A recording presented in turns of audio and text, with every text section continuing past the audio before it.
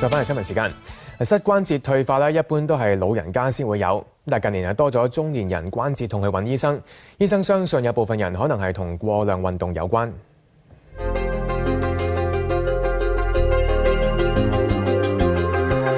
咁樣喐你會痛咯，係咯，入邊呢度係。周先生50歲，一個星期入邊平均有4至5日會跑步、打保齡球或者係踢波，但佢諗唔到幾十年嚟嘅健康嗜好換嚟唔健康嘅膝關節。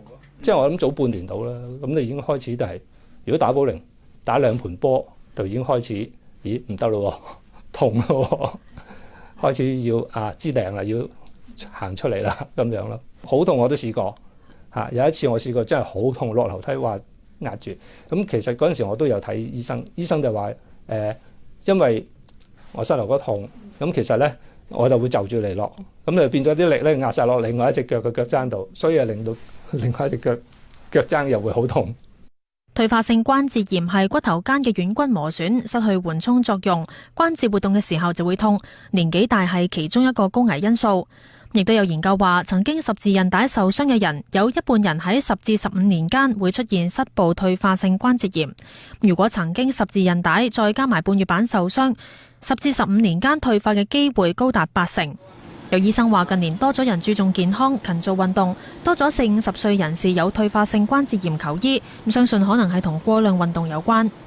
第一件事就係年紀大咗嘅人，佢個關節液咧其實開始有啲變得唔正常嘅，唔係好似後生嘅關節液咁結嘅。佢個膝頭哥係唔穩陣嘅，佢好多做一啲急停轉向嘅動作，去翻去做運動咧係好容易再受傷嘅。